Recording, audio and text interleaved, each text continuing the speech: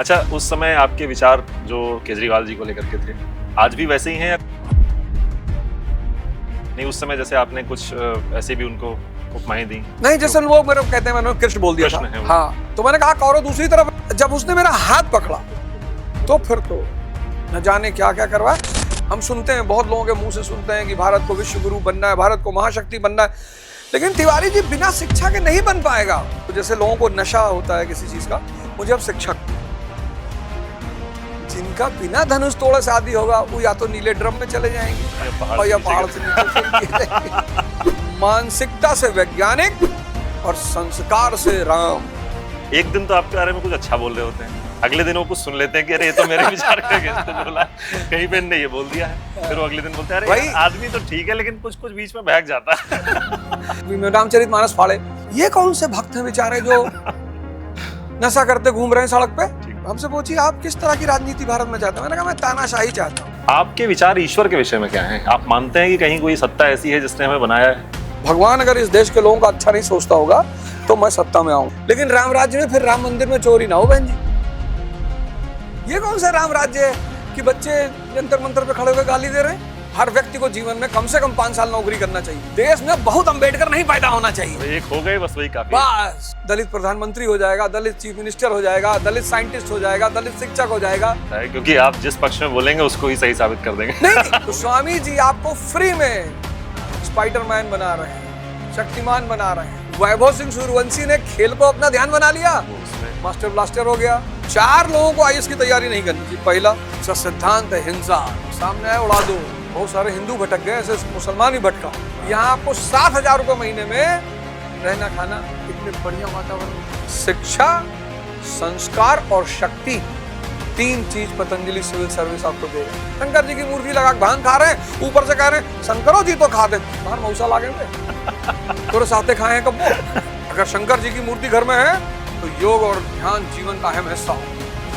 अगर राम जी की मूर्ति घर में है तो त्याग और तपस्या जीवन का सिद्धांत हो। लेकिन मोदी जी मुझे इसलिए अच्छे लगते हैं, मैं गमछा पहना होगा, बिहार में गमछा हिला दी। मैंने एक वीडियो में कहा मखाना खाना चाहिए, मखालक माला पहन ली। मैंने कहा कट्टा हो गए, गाना गा है बिहार में कि सटा के कट्टा छाती पे मार देंगे गोली। कट्टा दूनाली। पतंजलि में आकर के सिविल सर्विसेज एकेडमी का आपको डायरेक्टर बनाया, आपने ही ये प्रकल्प शुरू किया यहाँ पर, क्योंकि तुमको बकरा बनाना है। और यूपीएससी का जो परीक्षा है उसको आपको क्या लगता है कि उसको ज्यादा ग्लैमराइज कर दिया गया है, इसलिए इतने सारे बच्चे तैयारी करने लग गए हैं? अरविंद केजरीवाल के खिलाफ एक स्टेटमेंट दो तब भी नहीं देंगे। दिल्ली में तो और अच्छा पढ़ा रहे हैं, मैं उसी दिन आपके बच्चे का पैसा वापस कर। यस है, 3 बाहुबली है तो तू और मजबूत होगी। तो लगे अरे बहुत जनगर है, इनसे नवाजो, इनसे नवाजो। और मान लो तो घर में 10 भाई, एक नाली साफ करते, एक स्मैक लगा हुआ था, एक स्मैक लगा हुआ था, एक साइकिल का पंचर बना रहा है। साथियों नमस्कार, हमारे साथ आज ओझा सर हैं। आपने इनको अलग अलग भूमिकाओं में देखा होगा। जब सर के जीवन को हम देखते हैं, सैकड़ों पॉडकास्ट हमने सर के सुन लिए, लेकिन फिर भी हमें लगता है कि कुछ तो ऐसा है जो सर के पास और भी बचा हुआ है जानने के लिए। माने अगर किसी को हम 100 घंटे सुन लें तो उसके बाद हमारे अंदर ये जिज्ञासा नहीं बचती है कि इस इंसान के अंदर कुछ और नया होगा क्या जानने के लिए।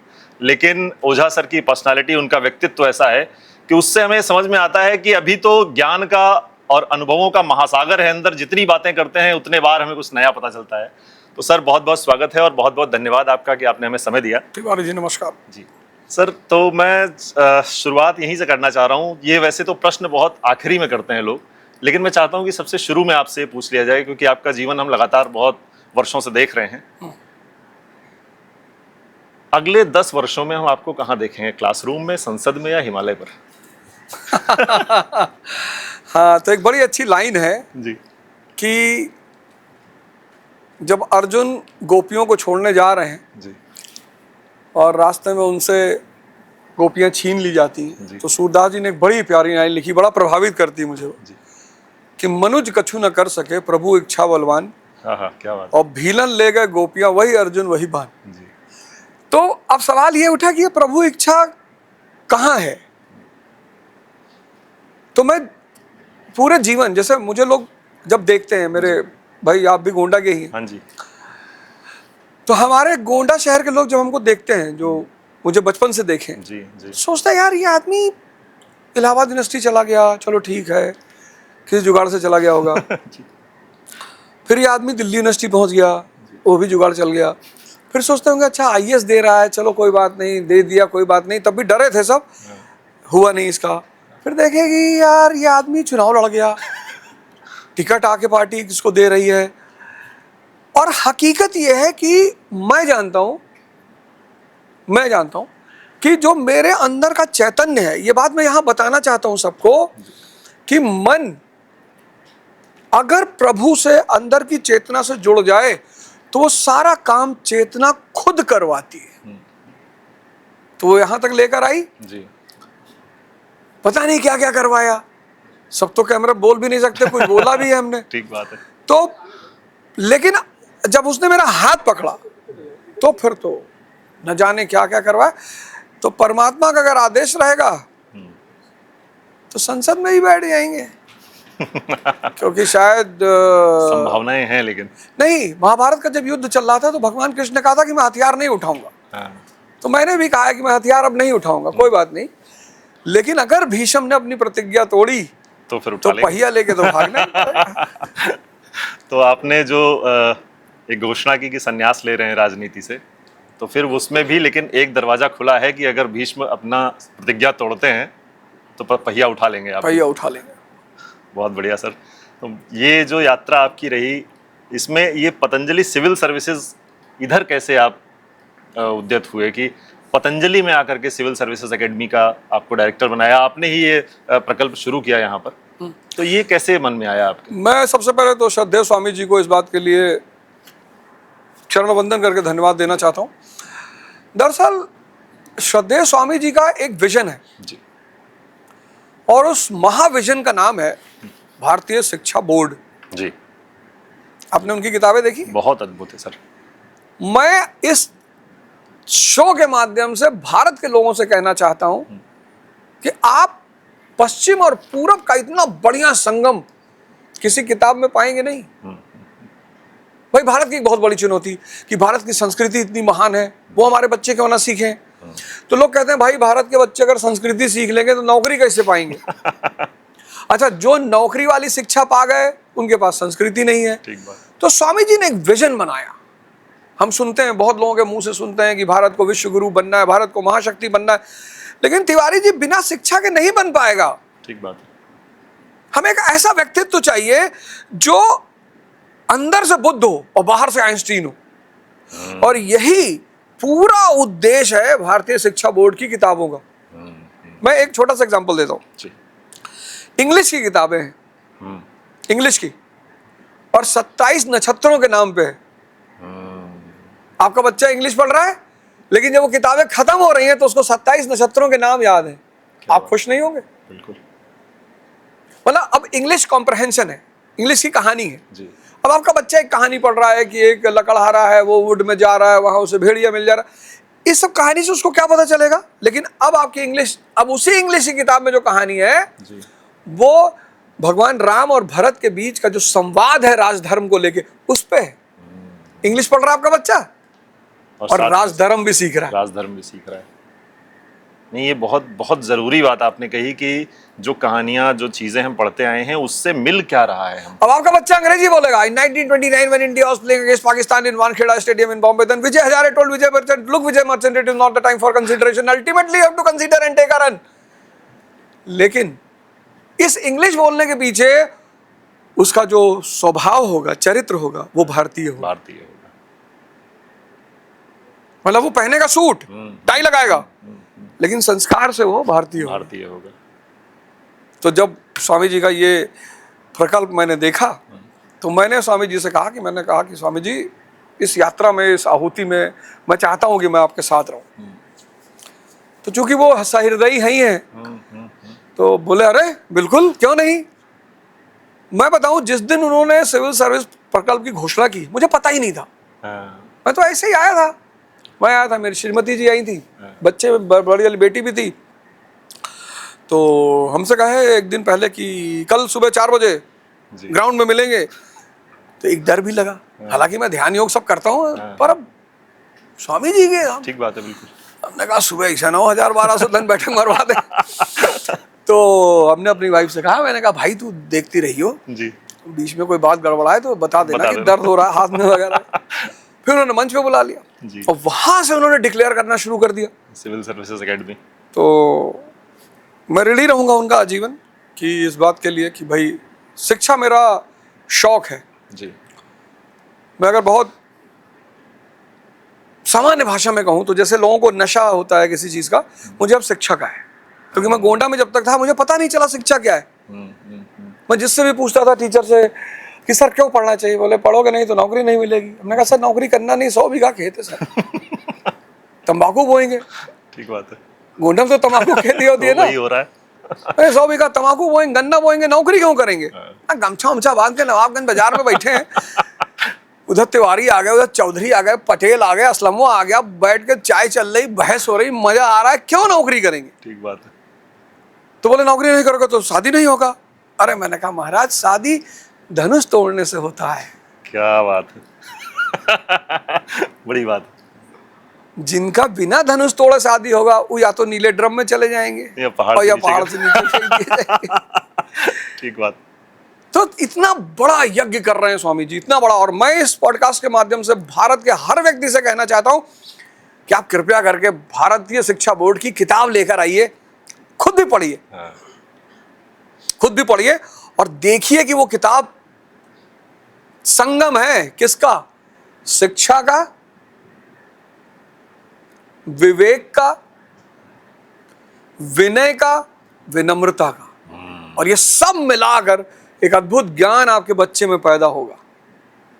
तो आप जो चाहते हैं ना, आज क्यों लोग वृद्धाश्रम पहुंच गए, क्योंकि लड़का तो IIT करवाए, बिल्कुल। लड़का पहुंच गया शिकागो, डैलस, बड़े प्यार से बताते थे पहले तो हमारा लड़का स्टेट्स में है।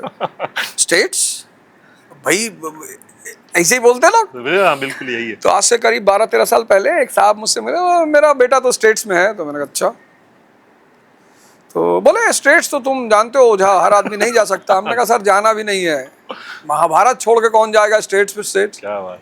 अपना देश इतना महान। अभी बेचारे मुझे मिले एक ओल्ड एज होम में। भाई मैं तो इसकी कल्पना नहीं कर सकता कि मैं अपने पिता को, जिस आदमी ने मुझे बचपन में कंधे बिठाया है, ठीक बात है, रामलीला दिखाई है, अपना पूरा जीवन मेरे ऊपर निछावर कर दिया, उसको मैं ले आऊंगा ओल्ड एज होम में छोड़ने।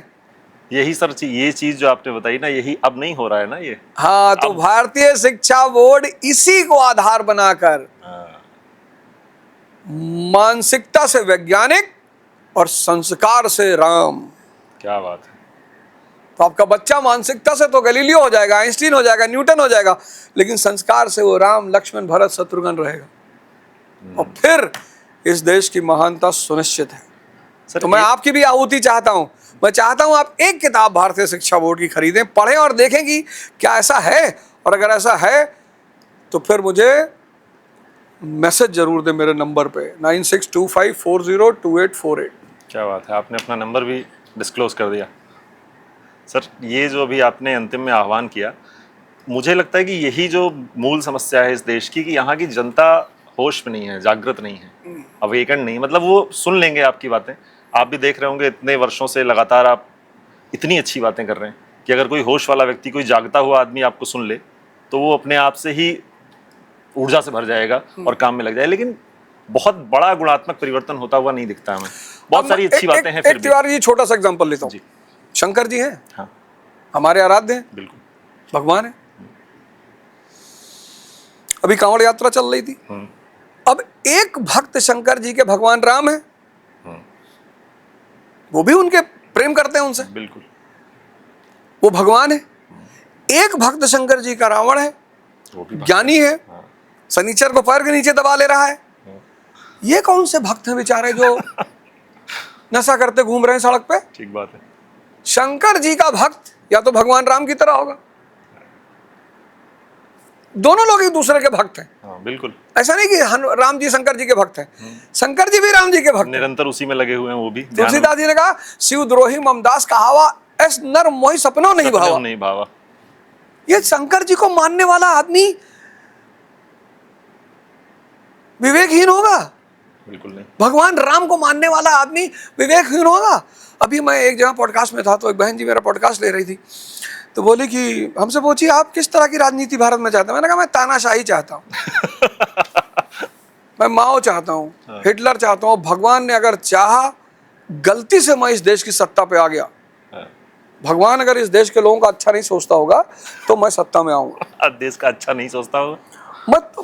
मैं हिटलर को पीछे छोड़ दूंगा ना, मैं माओ को और स्टालिन को पीछे छोड़ दूंगा। पाखंड बर्दाश्त नहीं है। तो सर ये तो अच्छा हो गया फिर देश के लिए। तो उन्होंने मुझसे कहा कि भैया हमको राम राज्य चाहिए, हमें माओ नहीं चाहिए। हमने कहा बहन जी बहुत अच्छा, लेकिन राम राज्य में फिर राम मंदिर में चोरी ना हो बहन जी। फिर राम राज्य में बच्चे लव कुश की तरह होने चाहिए। हनुमान जी को बांध दिया। ये कौन सा राम राज्य है कि बच्चे जंतर मंतर पे खड़े होकर गाली दे रहे हैं? हम भी राम राज्य चाहते हैं, पर हम चाहते हैं कि ऐसा राम राज्य हो जहां छोटा भाई भाई की खड़ाऊ लेके खड़ा हो। क्या बात। हम भी राम राज्य चाहते हैं, पर हम ऐसा राम राज्य चाहते हैं जहां अगर मंदिर नहीं सुरक्षित है राम का, तो घर कैसे होंगे? घर कैसे बचेगा? हम ऐसा राम राज्य चाहते हैं जहां बच्चे लौकुश की तरह हों, महान। हम ऐसा राम राज्य चाहते हैं कि अगर धोबी राजा पे आरोप लगा रहा है तो राजा उसकी जिम्मेदारी लेगा, अकाउंटेबिलिटी रहे। यह है राम राज्य।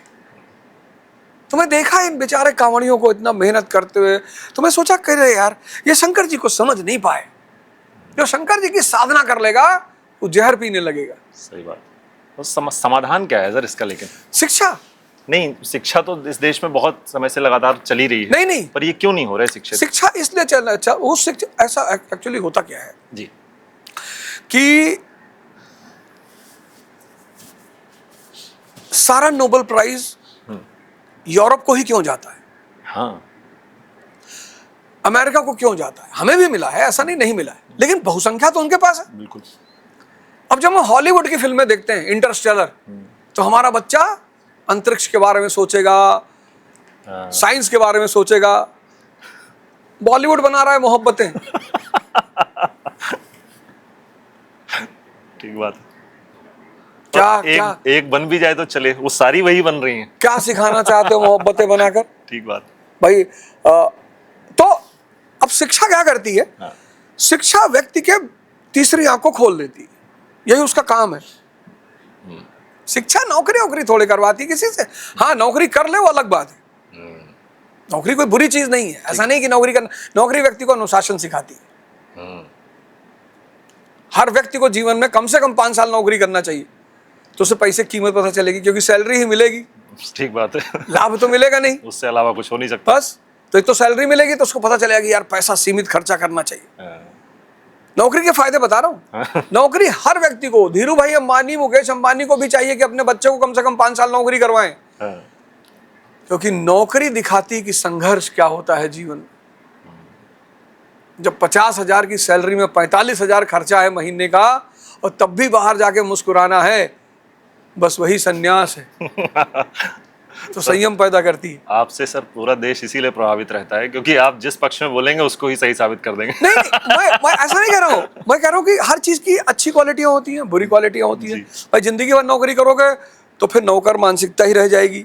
5 साल के लिए बस आप 5 साल नौकरी हर व्यक्ति को करनी चाहिए। उसके बाद अगर कुछ नहीं समझ में आ रहा है तो भी छोड़ देनी चाहिए। लेकिन नहीं, ऐसा नहीं है। नौकरी ऐसी करे जिसमें नॉलेज पैदा हो, स्किल पैदा हो।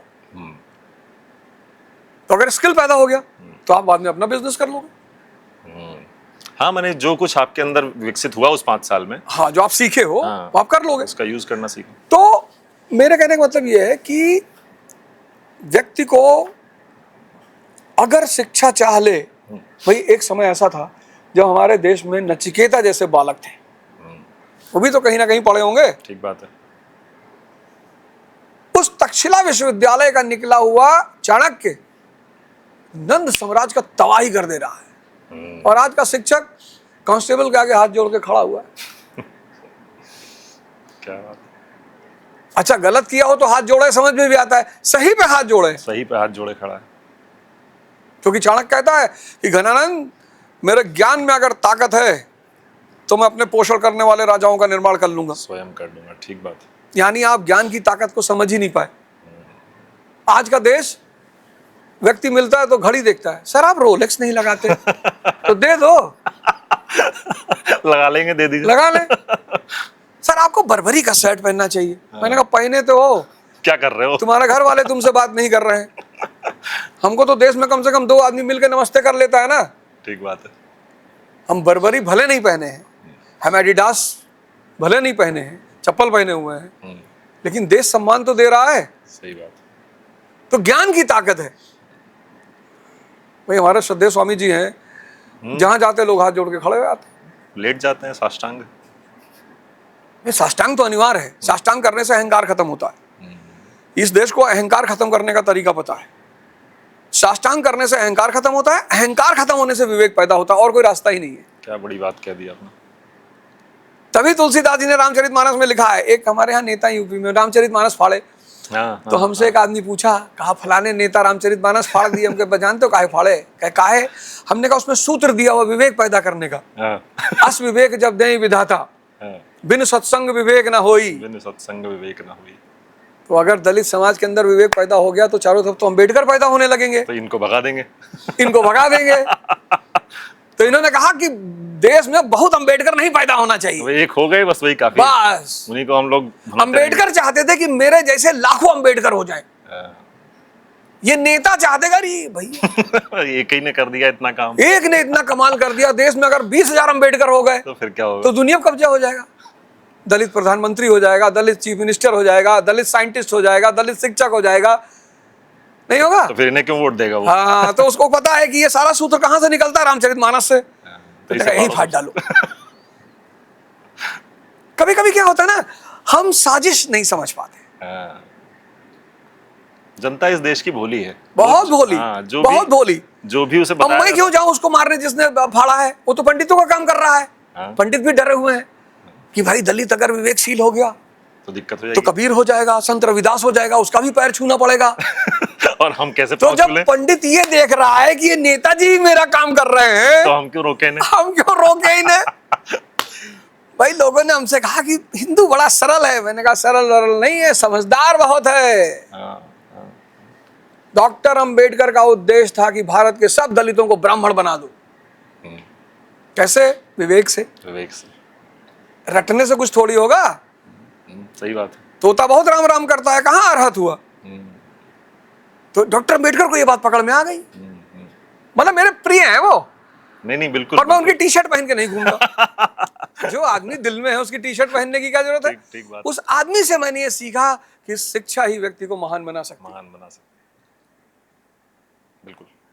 तो उन्होंने हमसे कहा कि यार वो नेताजी रामचरितमानस वाले हिंदू ब्राह्मण भड़के नहीं। मैंने कहा ब्राह्मण इतना समझदार है।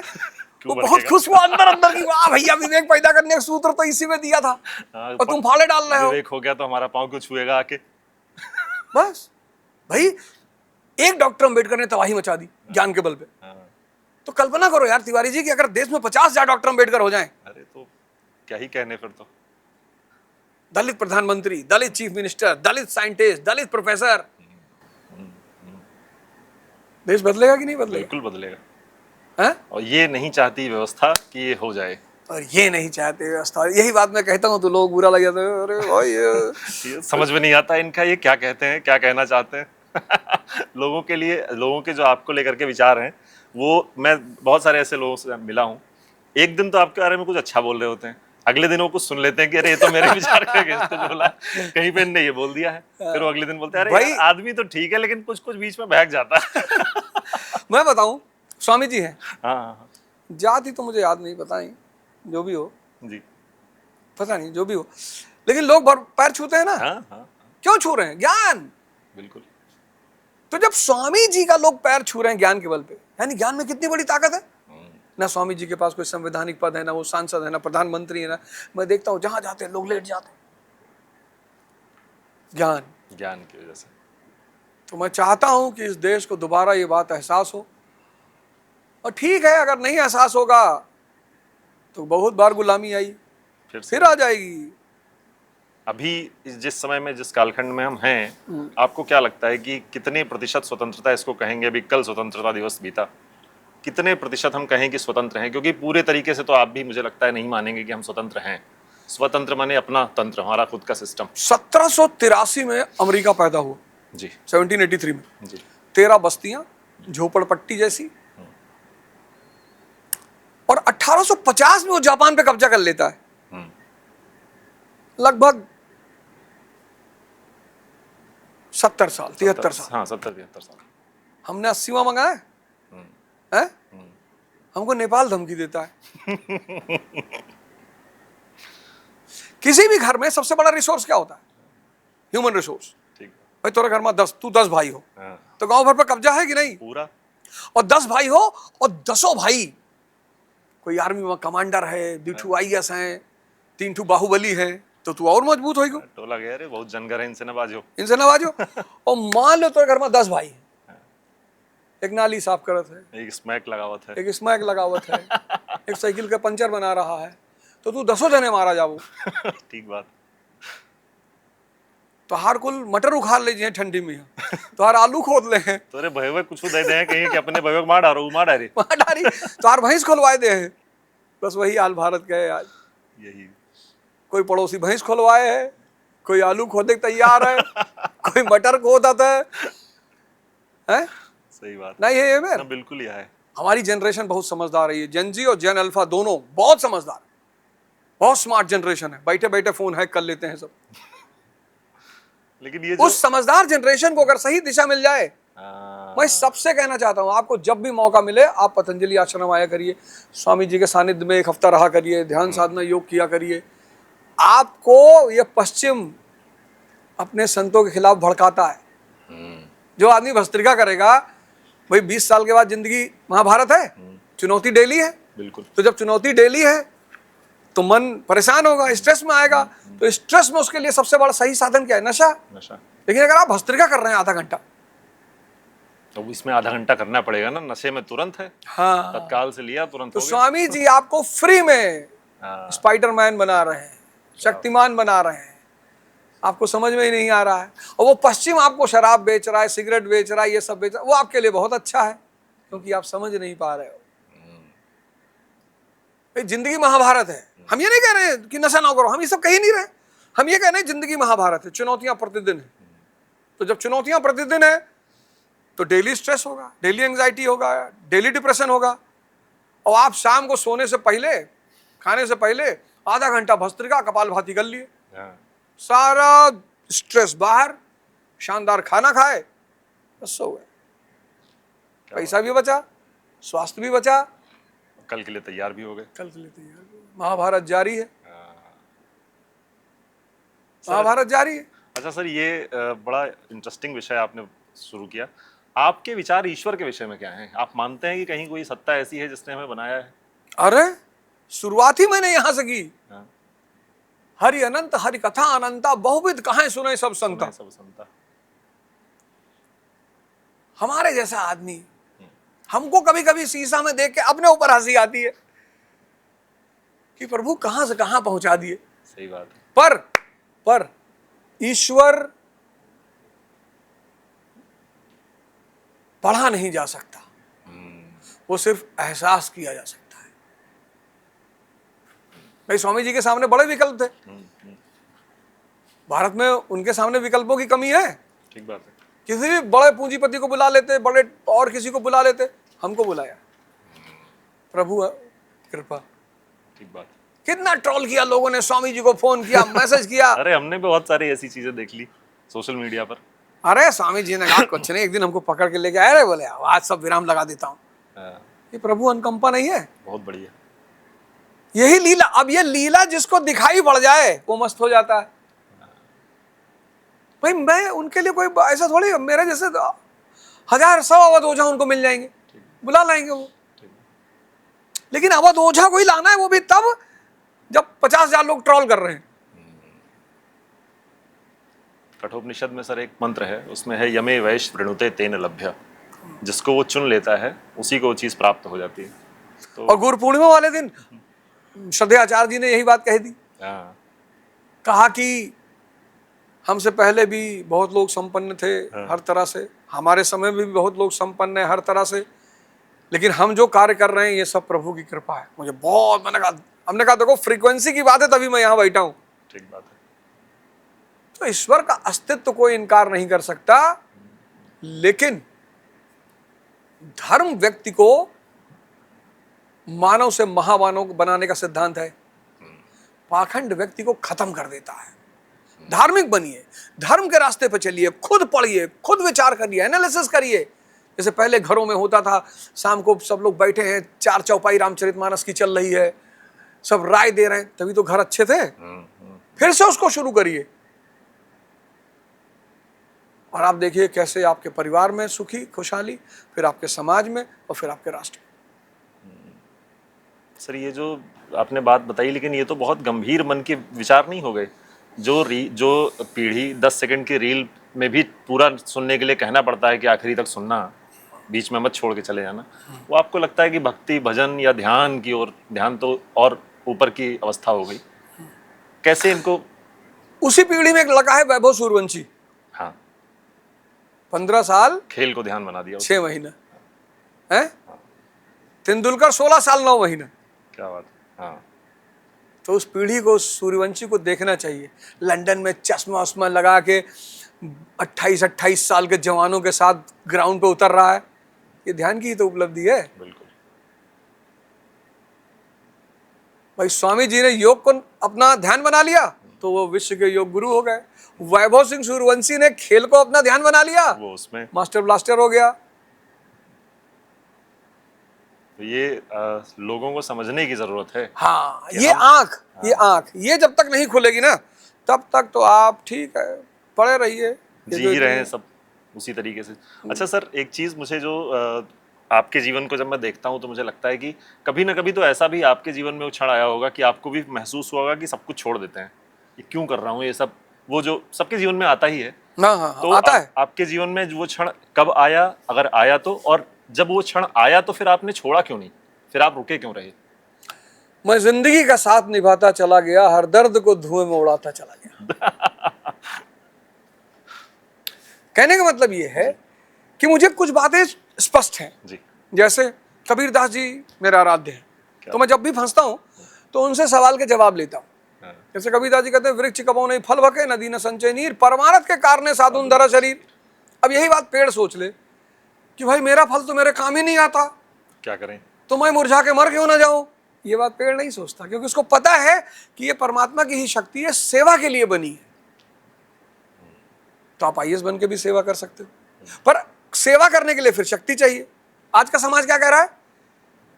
माई राइट, सब राइट एक दूसरे से मांग रहे हैं। पत्नी पति से मांग रही है, पति पत्नी से मांग रहा है, सब भिखमंगे हो गए हैं। तो सारे भिखमंगे एक साथ कैसे रहेंगे? कोई तो देने वाला भी होना चाहिए है? जब सब मांग ही रहे हैं तो जब सब भीखे मांग रहे हैं, सही बात है। जब सब भीख ही मांग रहे हैं तो कैसे सब भिखमंगे साथ में रह पाएंगे? ठीक बात है, रहेंगे तो लड़ेंगे। 2-4 भिखमंगे एक घर में बैठे हुए हैं। तो जैसे भिखमंगे तो हमारी टेरिटरी में कैसे आ गया? यहाँ तो हम मांगते हैं। यहाँ तो हम मांगते हैं। तो ये देश की एक अच्छी जनसंख्या मानसिक रूप से भिखमंगा हो गई है। किसी को देख लेती है, सेल्फी के लिए भागने लगती है। एक साहब को मैंने देखा, किसी सेल्फी लेने गए थे, उठा के मन से फेंक दिया नीचे। हाँ। मैं नाम नहीं लूंगा, पर उनको मन से नीचे फेंक दिया गया। फिर अब मैं वहां रहा होता तो उस दिन वो मंच, पहले तो मैं जाता ही नहीं, लेकिन अगर मैं चला गया तो मुझे फेंक देते तो उस दिन वो मंच नहीं रहता, मैं वहां आग लगा देता उस मंच में। तो फिर गए चढ़ के ऐसे ऐसे हाथ। फिर जब इतनी मरी मानसिकता है तो विश्व गुरु कैसे बनोगे? सही बात है। तो आया तो जीवन में, लेकिन कबीरदास जी से मुझे सवाल का जवाब मिल गया है, और जीवन की मस्ती ही यही है कि सेवा। भाई हमारे श्रद्धेय स्वामी जी हैं, रोलेक्स नहीं लगाते, बर्बरिक शर्ट नहीं पहनते, वो साधारण जीवन। कितना मस्त है, दिन भर हंसते गाते नाचते, सुबह 3 बजे उठते हैं। जब बहुत सारे लोग हिंदुस्तान में सोते होंगे उस समय उठते हैं। उनको ट्रोल करने वाले जब जागते हैं 9-10 बजे, तब तक तो वो हजारों लोगों को योग करवा चुके होते हैं। स्वामी रामदेव जी को ट्रोल करने वाले बेसिकली बेचारे हाँ बेचारे ही हैं। बेचारे तीनों आंख से अंधे हैं। ये भी फेल है, ये भी फेल है। तुम्हारा घर पैसा मांगने आए, सही बात। योग सिखा रहे हैं फ्री में, किसी से पैसा नहीं लेते। सुबह एनडीटीवी खोलो, स्वामी जी आ गए। आपको शर्म आनी चाहिए उस आदमी को कुछ बोलते वक्त। अपना जीवन आपको दे दिया उस आदमी ने। और गजब की बात, अगर वो मांगने गए होते तो कहते कि अरे भीख मांगने आ गया बाबा। क्या देश है, क्या इस देश की मानसिकता है कि जो आदमी आपको फ्री सुबह 3 घंटा अपना देता है, यहां आप कैरियर काउंसलर से मिलने जाते हो, कहता 5,000 जमा कर दो, उसके बाद बात करेंगे।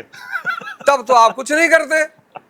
और जो व्यक्ति प्रतिदिन अपने जीवन का 3 घंटा आपको देता है, डेली, सर्दी, जाड़ा, बरसात, गर्मी, आंधी, तूफान, उसको आप ट्रोल करते हो। यही तो पश्चिम चाहता है। वही हम कर रहे हैं। पश्चिम क्या चाहता है कि अगर स्वामी रामदेव जी का नाम खराब हो जाए तो हर किचन में केलॉग्स पहुंच जाएगा। क्यों स्वामी जी क्यों पतंजलि का कॉर्नफ्लेक्स बना रहे हैं? क्यों ना बनाए? काहे नहीं बनाएंगे? सही बात। सन्यासी मतलब एक जागृत व्यक्ति। तो पश्चिम वालों ने सन्यासी की परिभाषा बिगाड़ दी कि जो घर छोड़ भाग जाए वो सन्यासी, वो भगोड़ा है। 21वीं शताब्दी का जब इतिहास लिखा जाएगा तो जो कई 2, 4, 5 महानायक होंगे, उसमें एक महानायक श्रद्धेय स्वामी जी भी होंगे। बिल्कुल। अगर वो नहीं होते तो आज भारत के 100% घरों में केलॉग्स रखा होता। मक्का पैदा करें हम और कॉर्नफ्लेक्स बना के पैसा ले जाओ तुम। जो सन्यास की परिभाषा है, जो महर्षि वाल्मीकि ने रामायण में लिखी, न दैन्यम न पलायनम, उसको चरितार्थ किया महाराज। तो इस देश के हर व्यक्ति से मैं कहूंगा, आप ठीक है उनसे नहीं सहमत है किसी बात पे, कोई बात नहीं, अच्छी बात है। ऐसा नहीं कि आप हर बात पे किसी से सहमत हो। मैं भी कोई बात हो जाती, मैं भी नहीं सहमत होता हूं, पर उसमें कोई बड़ी बात नहीं है।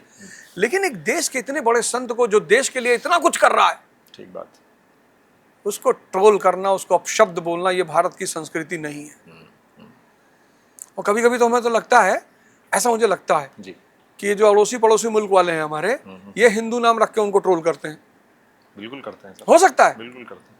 क्योंकि कोई समझदार जागृत व्यक्ति तो नहीं करेगा कि भैया हमको 3 घंटा योग सिखा रहे हैं और आदमी कुछ ना कुछ तो हमारे लिए कर ही रहा है, हमसे लिया क्या उन्होंने? हमसे लिया क्या?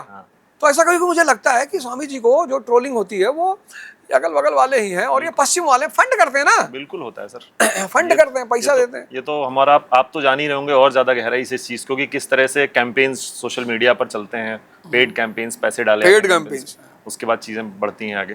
बिल्कुल। तो सर, ये जो पतंजलि सिविल सर्विसेज एकेडमी है, तो ये हम देख रहे हैं पूरे देश में कोचिंग इंडस्ट्री तो है ही, और यूपीएससी का जो परीक्षा है, उसको आपको क्या लगता है कि उसको ज़्यादा ग्लैमराइज कर दिया गया है, इसलिए इतने सारे बच्चे तैयारी करने लग गए हैं, या वो वास्तविक में 20 लाख लोग अगर फॉर्म भर रहे हैं किसी एग्जाम को, जो 1000 सीट्स उसमें सेलेक्ट हो रहे हैं, तो आपको लगता है कि क्या वास्तव में उसकी ज़रूरत भी है इतनी ज़्यादा बच्चों की?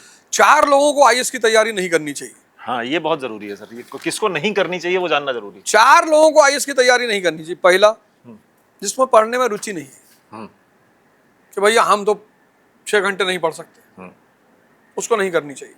अगर वो इधर आया तो समय जाएगा, पैसा तो दोबारा ले आओगे। दूसरा, जिसको सोशलबाजी में बड़ा मजा आता है कि राखी सावंत का शादी नहीं हो रहा है, अबे तो तुम्हारे पेट में काहे दर्द हो रहा है? वो बेचारी महिला नहीं कर, उसके अपना जीवन है ना, उसका अपना जीवन है, क्यों घुस रहे हो? क्यों घुस रहे हो फालतू में? मैं एक मूवी देख रहा था, अपहरण, नहीं नाना पाटेकर जी की मूवी है, अब तक 56। तो उसमें एक शूटर को उठाता है वो नाना पाटेकर, और बैठाता है एक ढाबे पे जी। तो शूटर जो है उससे पूछता है कि साहब ऐश्वर्या किसको मिलेगी? तो देख के मुस्कुराता है उसको कि मैं तुझको ठोकने वाला है, तू पूछ रहा है कि ऐश्वर्या किसको मिलेगी। वो सीन बड़ा प्यारा है। जितने जाहिल दिमाग है ना, बिल्कुल भाई, उनके दिमाग में यही सब चलता है। लेकिन ठीक है, आप हो सकता है राजनीति का शौक रखते हो, आप सामाजिक आदमी हो, अच्छी बात है। तो अगर आप सामाजिक आदमी हैं तो यूपीएससी नहीं आपके तो लिए, आपको नहीं करना चाहिए। पता लगा 5 घंटे आपने पढ़ाई की और फिर 6ठे घंटे बुआ को फोन मिला दिया कि कानपुर वाली मौसी बहुत बदतमीजी कर रही है और ये है फलाना धमाका, तो तुमको नहीं करनी चाहिए। तीसरा, उनको नहीं करना चाहिए जो मूवी देख के आए हैं क्या ये ऐसा होता है? हाँ एक तो मूवी आई थी पता नहीं कौन सी, जिसमें वो लड़की शादी में जरूर आना। शादी में जरूर हाँ यस यस। अरे उसके बाद से सर बहुत पागल वो हो सब गया। मूवी देख के मत, मूवी देख के जो आदमी तैयारी करने आएगा, बर्बाद है। हाँ मूवी आपको इंस्पायर कर रही है, अच्छी बात है, लेकिन वो चीज आपके अंदर भी है तब आइए। और चौथा, आईएएस नौकरी नहीं है। अगर आपको नौकरी की तलाश है तो पहले आप कोई नौकरी पकड़ लीजिए, फिर आईएएस की तैयारी करिए। आईएएस महत्वाकांक्षा है, एम्बिशन है। हो सकता है आपके घर में पैसा ना हो, तो आप एक काम करिए, 12th आपने कर लिया, ठीक है, आप कोई स्किल सीख लीजिए, 25-30 हजार के आदमी हो जाइए, फिर दिल्ली चले जाइए, नौकरी भी करिए, पढ़ाई भी करिए। सही बात। तो 4 लोगों को आईएएस की तैयारी नहीं करनी चाहिए, बता दिया मैंने जी। तो ये 4 लोग अगर देख रहे हो हमको, तो आप लोग पहले ही छोड़ देना। और तीसरा वाला सबसे इंपॉर्टेंट बताया, शादी में जरूर आना, मूवी देख कर आ रहे हो तो सबसे पहले भाग जाना। हाँ बिल्कुल। और फिर चूंकि जहां से पैसा आता है, जी अब चूंकि बड़ी इंडस्ट्री है, 50,000 करोड़ रुपए की इंडस्ट्री है, अच्छी इंडस्ट्री, जी, तो भाई सबको पैसा कमाना है, उस केक में सबको हिस्सा चाहिए, ठीक बात। तो उसको वो ग्लैमराइज करते हैं। हाँ अगर आप एक बिजनेस से 1000 करोड़ साल का कमा रहे हो और 100 करोड़ आपने लगा दिया, फंड कर दिया, मूवी बनवा दिया, टॉपरों का भव्य समारोह करवा दिया, तो सारा काम कस्टमर खींच लिया अपने। बस आपने 5000 करोड़ का बिजनेस कर लिया। तो आपको सर क्या लगता है कि ये ठीक है या नहीं ठीक है, ये चीज जो हो रही, क्योंकि ये तो हो ही रहा है, इसी नहीं, ये वजह तो से- होती रहेगी। इसी से तो आकर्षित भी ये हो रहे हैं ज्यादा। मेरे ठीक होने ना होने से कोई फर्क नहीं पड़ता, हाँ। ये तो होती रहेंगी। इसको देखना है कि ये क्या हो रहा है, आप अपना निर्णय लीजिए। कहीं इसमें तो नहीं फंस रहे हैं हम। हाँ, काउंसलिंग करिए, काउंसलिंग करिए, अपनी एनालिसिस करिए, अपने नेचर का अध्ययन करिए। हाँ, एक फायदा है, अगर आप आईएएस की तैयारी करते हैं तो एक फायदा आपको है जी कि आपका सोचने का दायरा बहुत अच्छा हो जाएगा। जैसे ह्यूमैनिटीज इस देश में पढ़ाया नहीं जाता, बिल्कुल। तो आपको पता चल जाएगा हिस्ट्री क्यों पढ़ना चाहिए, ज्योग्राफी क्यों पढ़ना चाहिए, इकोनॉमी पढ़ क्यों पढ़ना चाहिए। तो हो सकता है कि वो चीज़ आपको आगे जीवन में और सारी चीज़ों में काम आए।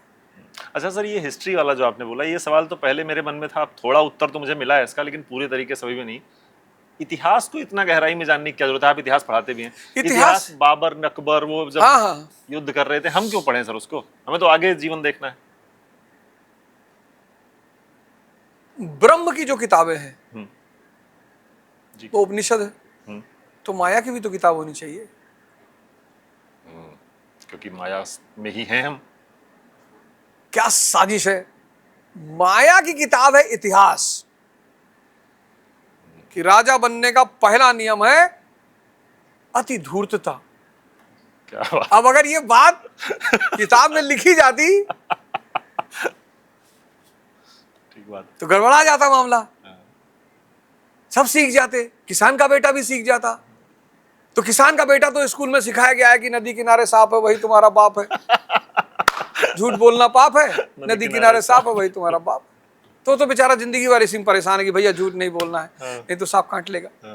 हैं? ठीक बात। लेकिन वो जो शाही वर्ग के बेटे हैं या कोई अपवाद स्वरूप, वो शुरुआती वहीं से कर रहे हैं।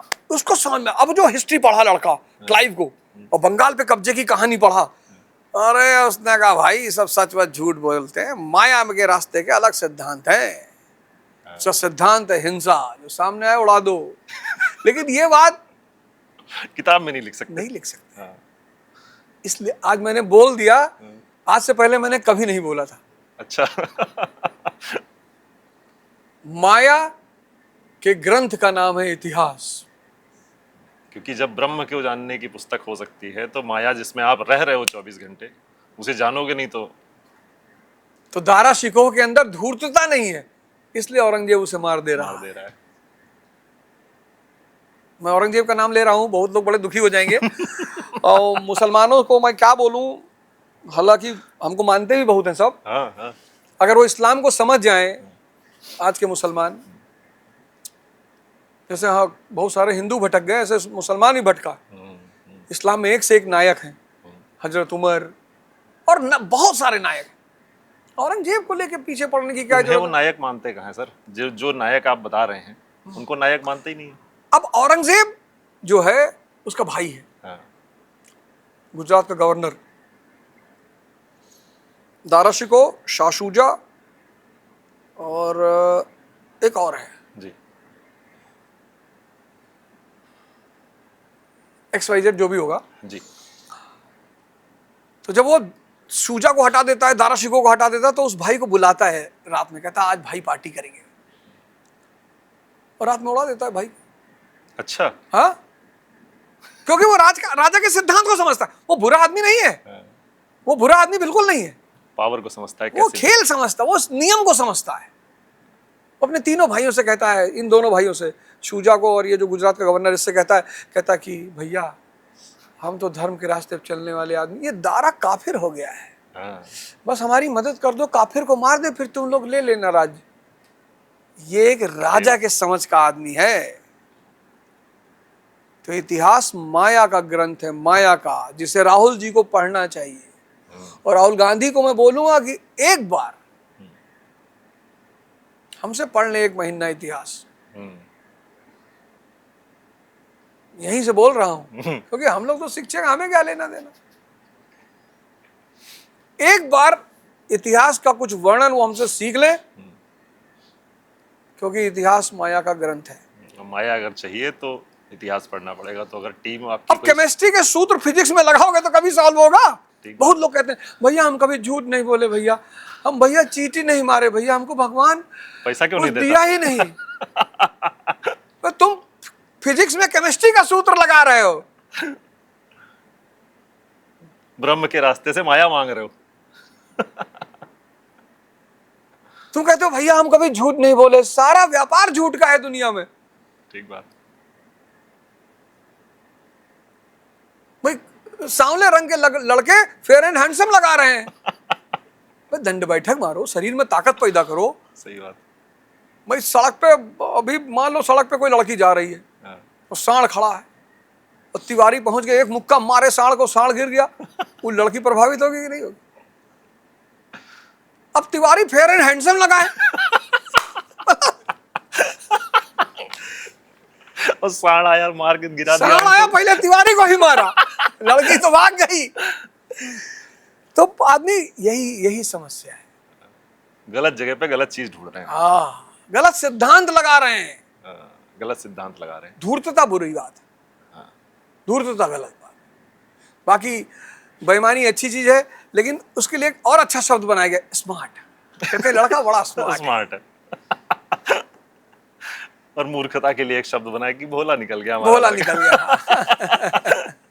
तो राहुल गांधी के टीम तो वाले इसीलिए सुन रहे हो इतिहास इसको, पढ़ना चाहिए। तो सर ने आमंत्रण दे दिया है, ऑफर दे दिया है आपको, अब मौका है, लूट सको तो लूट लो। सर तो ये जो पतंजलि सिविल सर्विसेज एकेडमी है, ये अलग कैसे है सर? मैं बताता ये तो हूं। बहुत चीजें चली रही हैं। बहुत अलग है, मैं बताता हूँ। उस पर चर्चा करना बड़ा जरूरी था। हाँ सर। 2 साल की फीस है 2 लाख रुपए। हाँ। दिल्ली में 1 साल की फीस है 2.5 लाख रुपया। अच्छा, 1 साल की फीस 2.5 लाख रुपया सिर्फ GS पढ़ाने की, फिर NCERT पढ़ाने का 70,000 रुपया, 3,20,000 हो गया। फिर टेस्ट सीरीज कराने का 30,000 रुपया, 3.5 लाख रुपया हो गया।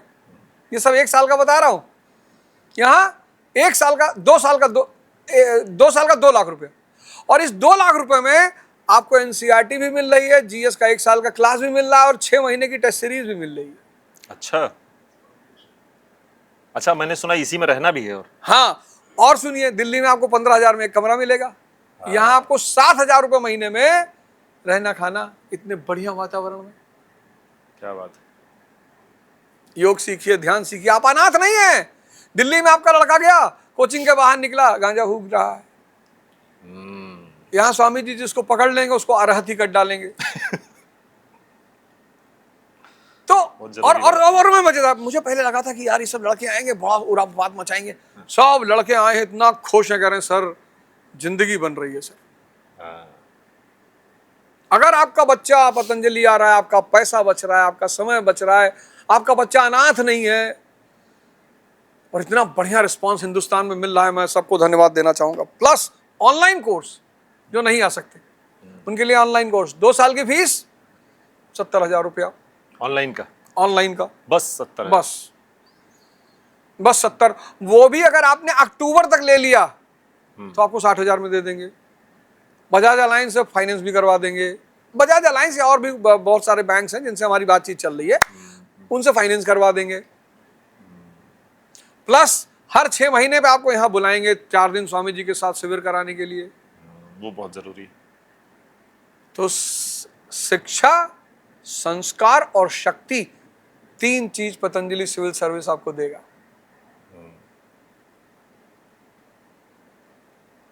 जब आप यहां से आईएएस बनेंगे ना, तो आप कृष्ण जैसे आईएएस होंगे। अंदर से सन्यासी हैं और बाहर से संसारी हैं। तो अगर आपको सुदामा मिल गया तो आप गले लग जाएंगे, और शिशुपाल की तो खैर नहीं। और क्या चाहिए। ठीक बात है। तो ये जो आपने अंतर बताए, डिफरेंसेस बताए कि ये अंतर है यहाँ पर, तो दिनचर्या यहाँ पर सर कैसी है, क्या आप इसके बारे में बताएंगे सुबह से लेकर शाम तक? क्योंकि हम जो बाहर दिल्ली में मुखर्जी नगर वगैरह और जो भी है जहाँ पे कोचिंग चलती हैं, वहाँ पर तो देखते हैं कि कोचिंग्स में गए बच्चे, उसके बाद तो उनका लाइफस्टाइल तो वो खुद ही निर्धारित कर रहे हैं। उसकी वजह मैं बताऊं क्या है जी वो एक बहुत बड़ा ड्रॉबैक है जी दिल्ली में और जो सेंटर्स है। जी। ड्रॉबैक ये है कि भाई लड़का डेली 8 घंटा पढ़ना है, सबसे हो नहीं पाता। अच्छा, 95% लोग स्वतः अनुशासन में नहीं रह सकते। इसीलिए जो स्वतः अनुशासन में नहीं रह सकते उनके लिए आश्रम व्यवस्था बनाई गई है। इस देश की सबसे खास बात यही, आश्रम व्यवस्था। आश्रम में सन्यासी नहीं बनाए जाते, अनुशासन सिखाया जाता है। क्योंकि अनुशासन उन्नति की आधारशिला है। फिर रिक्शा वाला क्यों नहीं पूंजीपति बन रहा? कह रहा भैया हम तो 1 बजे तक सोएंगे, सो ले। मर्जी के मालिक हैं हम तो अपने। भैया हम तो शराब पिएंगे, भैया पी ले। तुझे पता ही नहीं चल पा रहा है कि तू क्यों गरीब है। रिक्शा वाले के अंदर शारीरिक शक्ति बहुत है, मानसिक शक्ति का अभाव है। शक्ति नहीं। और शराब भी वो पौवा ही पी रहा है, शराब का उसे पता नहीं है कौन सा है शराब। तो अब वहां दिल्ली जैसे शहरों में क्या होता है कि जैसे लड़का गया 15-20 दिन तो पढ़ा ताव में, फिर ताव खत्म, माहौल मिल गया। अब जब मान लिया 10 लोग हैं, 10 का ताव खत्म, और 10 में से 10 एक दूसरे से मिले उन्हें 10 का और खत्म किया। अब सब मानसिक भिखमंगे मिल गए इकट्ठे हो गए सारे। तो बोले यार अंडा करी बनाया जाए। तो दिलीप प्याज काट रहा है, वसीम लहसुन छील रहा है, गुड्डू मुर्गा धो रहे हैं, विशाल आटा सान रहे हैं। और उसमें चर्चा चल रही है कि जो बरेली वाली लड़की है, बड़ा बड़ा झुमका पहन के आती, भाई साहब अदा बहुत दिखाती है। 3-3 घंटे चल रही है।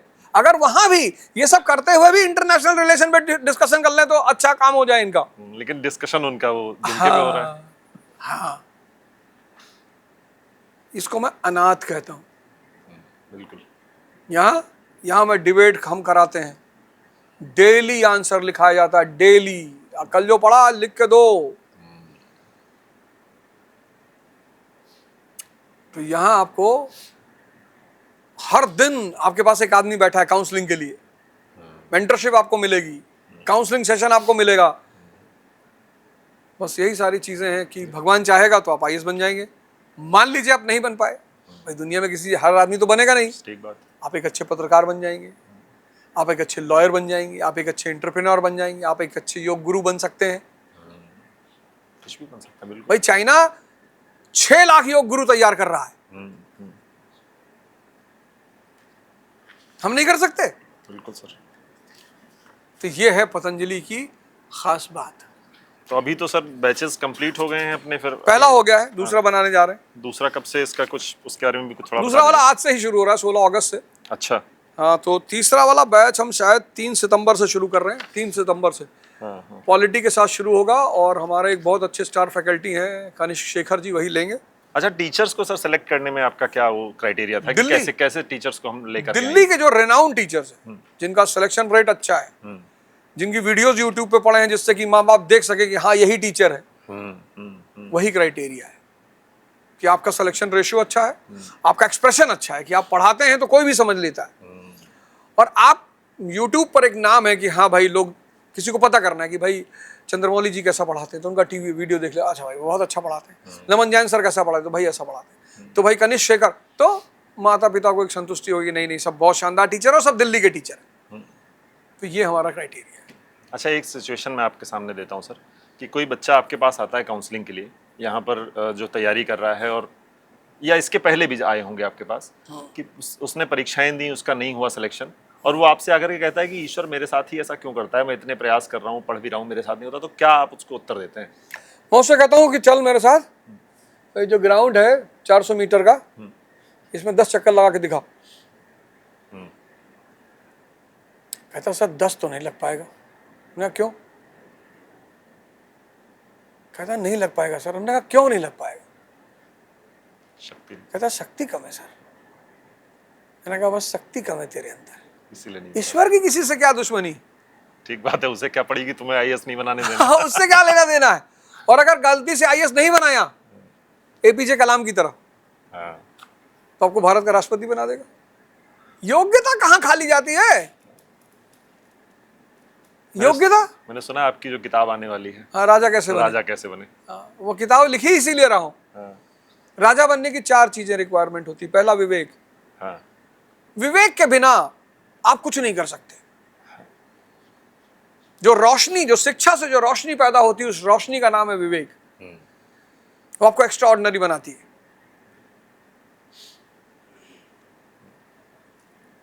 और विवेक कमोडिटी नहीं है, सबसे बड़ी बात। नहीं तो सारे ताकतवर लोग उसको मोनोपोलाइज करके अपने बच्चों को पिला देते। खरीद लेते उसको पैसे से। एक डोज राहुल गांधी ले लेते, चौथी बार अब तक प्रधानमंत्री 5वीं बार होते, तो भगवान का अस्तित्व ही खत्म हो जाता। क्योंकि विवेक देने का काम भगवान का है। अस विवेक जब दें विधाता। कुछ चीजें तो वो भी अपने हाथ में रखेगा, नहीं तो वो अपना अस्तित्व कैसे साबित करेगा? बिल्कुल। और हनुमान जी से लोग पहुंच जाते कि महाराज हमारी शादी करा दो, उनकी खुद ही नहीं हुई। तो हनुमान जी से क्या मांगना है? बल बुद्धि विद्या। देखो मोहि हरऊ जिसके कलेश पास का। बल है, बुद्धि है, विद्या, उसकी शादी अपने आप होगी। लोगों को पता ही नहीं किससे मांगना क्या है। सही बात है। मिठाई की दुकान पे चप्पल मांग रहे हैं। मिठाई की दुकान पे चप्पल मांग रहे हैं। तो जब ऐसा लड़का मेरे पास आता है तो मैं कहता हूँ देख भाई, अगर तेरे पास योग्यता है, मैं उसकी योग्यता के, ऐसा हुआ है कई बार कि भाई कई लड़के हैं जो बहुत योग्य हैं, जी। बहुत, नाम तो मैं नहीं ले सकता, व्यक्ति को थोड़ा सा आहत होता है, बहुत योग्य लड़के, और इंटरव्यू दिए हुए लड़के, निराशा तो आती है, इतना मेहनत किया और मैं तो उनसे कहता हूं कि देख भाई, तू अपनी इस योग्यता को जो तूने डेवलप किया उसको क्यों नहीं बांट रहा है? उसको बांट दे। तू ठीक है नहीं बन पाया एयरफोर्स का पायलट, पर योग्यता है तो तू भी कल कलाम साहब की तरह प्रेसिडेंट बन सकता है। रोने से कुछ थोड़ी होगा। और जिसके पास शक्ति नहीं है उसको मैं कहता हूं डेवलप कर ले, अगली बार आना तो कम से कम 20 राउंड मारना। सर, शारीरिक शक्ति, तो मानसिक शक्ति कैसे विकसित करें? ये कि जो आपने बताया कि अगर फेलियर्स हुए भी तो उसको दृढ़ता के साथ कि ठीक है कोई बात नहीं, मानसिक हो गया। शक्ति विकसित करने के भी मार्ग हैं। पहला मार्ग भारत ने बताया, जी। दंडवत। जैसे आजकल लोग कमर से पैर छूते हैं, पता लगा जेबी में हाथ डाल के साले परसों ही निकाल लिए। दंडवत। जैसे मैं जब मंच पे जाता हूँ स्वामी जी को, या मैं अपने गुरुदेव के पास जाता हूँ अलगानंद महाराज जी, तो दंडवत लेटना है, क्योंकि अहंकार घटेगा तभी विवेक पैदा होगा। यही सूत्र है भारत के हाथ में। क्या बात।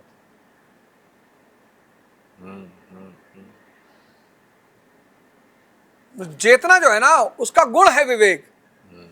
तो जब तक आप मैं में हो, चेतना छिपी हुई है। अहम ब्रह्मास्मि, परमात्मा भी पीछे से देखता रहता है कि कर ले।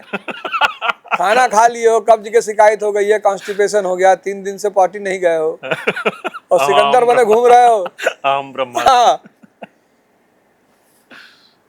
कुछ लोग है ना कि मैं सिकंदर। तो मैं पूछता हूँ कि कब्ज की शिकायत तो नहीं है तुमको? अगर कब्ज की नहीं है तो तुम हो सिकंदर। तो देखो एक चाबी बंद कर दिया है पेट में, खाए जा रहा हो, निकल नहीं रहा है। करेगा वही, वो चेतना स्वरूप राम जो अंदर बैठे हैं वही करेंगे। तभी तो हिंदू कहते हैं वही है वही जो राम रचि राखा। तो ये जो चेतना हमारे अंदर है, राम रूपी चेतना, यही जब आपके साथ जुड़ जाती है, आपको उत्साह दे देती है, साहस दे देती है, तो आप कुछ कर ले जाते हो। तो सबसे और अगर पहला आपके साथ नहीं है तो विवेक पैदा करने का सबसे बड़ी बात यह है कि आप किसी को अपना गुरु बनाइए, हाँ, दंडवत करिए, अहंकार समाप्त करिए। अहंकार समाप्त करिए। फिर आप ध्यान करिए, अपने मन को देखिए जो तुमको रात में शाम को 7 बजे कहता है कल से 4 बजे उठना है, और 4 बजे कहता है अबे चर्चिलवा 11 बजे उठता था सुबह सो के। ऐसे दगाबाज आदमी को अगर शरीर में रखे रहोगे तो क्या होगा? तो बाहर दगाबाजों की जरूरत ही नहीं है। जब इतना दगाबाज आदमी चर्चिल 11 बजे उठता हूँ। जब इतना दगाबाज आदमी शरीर के अंदर मौजूद है तो बाहर दगाबाजों की क्या जरूरत है? इस शाम को 7 बजे वही मन आपसे कह रहा है कि कल सुबह 4 4 बजे बजे उठेंगे। खत्म, सब बवाल खत्म, अब कल से 4 बजे। और 4 बजे जब आंख खुली, अलार्म बजा, तो कह रहा चर्चिलवा 11 बजे उठता था। तुम पहले उठ के क्या करोगे? तब जब चर्चिलवा उठता था तो तुम तो बहुत छोटे हो अभी। ठीक बात है, ठीक। तो मानसिक बल के लिए गुरु, विवेक और अहंकार खत्म करना। तो मुझे समझ में आ रहा है कि मैंने बहुत सारे पॉडकास्ट किए, मैंने बहुत चर्चाएं की, लेकिन आज के इस पॉडकास्ट में जितना आनंद आ रहा है, मैं देख रहा हूँ सर हमारे जो टीम में साथी लोग हैं वो भी आनंद से आपको सुन रहे हैं कथा की तरह। बिल्कुल प्रभु कृपा है, यही तो प्रभु की, इसीलिए मैं भगवान को, इसीलिए मैं तो मतलब अगर मुझसे कोई कहा ओझा तुमने जिंदगी में क्या किया, हाँ, तो हमने मस्ती छोड़ के कुछ नहीं किया, आनंद में रहे। आनंद जो परमात्मा कराता चला गया मैं करता चला गया, ना मैंने शिकायत की, और बहुत दिया उसने। मतलब इस वक्त मैं इस धरती पे सबसे अमीर आदमी हूं। अमीरी का संबंध आंतरिक दशा से है। धन हो सकता है कि लोगों के पास ज्यादा हो। हमारे एक दोस्त हैं, हमारे एक मित्र हैं, तो मर्सिडीज में बैग खरीदे, आए हमसे पूछे, आए हमारे घर आए, बोले अब में बैग ले लिए। हम कहे वाह, कई बार देख लो यार, आओ चलाओ। तो हमने कहा हमसे ना कहो चलाने के लिए। कहा है? हम कहा हमारी जिस दिन इच्छा होगी ना तुम्हारे मार के छीनेंगे। मर्सिडीज तो ले आओगे, साहस कहां से लाओगे? साहस कहां से लाओगे? तो कीमती मर्सिडीज नहीं है। ले आए तो बहुत अच्छी बात है, कोई दिक्कत नहीं, लेकिन मर्सिडीज से भी कीमती है साहस। ठीक बात। तो मैंने कहा ना, राजा के बनने के 4 रिक्वायरमेंट, एक तो विवेक, दूसरा जिंदगी में प्रायोरिटी जरूर होनी चाहिए, प्राथमिकता। आप 20 साल के हैं, आपको गर्लफ्रेंड भी चाहिए, बॉयफ्रेंड भी चाहिए, आपको बढ़िया कपड़ा चाहिए, बढ़िया ड्रेस चाहिए, बहुत अच्छी बात है, एकदम चाहिए, होना ही चाहिए। लेकिन आपके पिताजी की सैलरी 50,000 है, तो आपकी पहली प्राथमिकता होगी कि अपने आप को आर्थिक रूप से स्टेबलाइज करना है। पिता को मत परेशान करिए, उसको मत टॉर्चर करिए कि हमको जूता ला के दो 20,000 रुपए का। अरे वो खिला पिला के 20 साल का कर दिया, यही एहसान 10 जन्म तक नहीं पूरा कर पाओगे।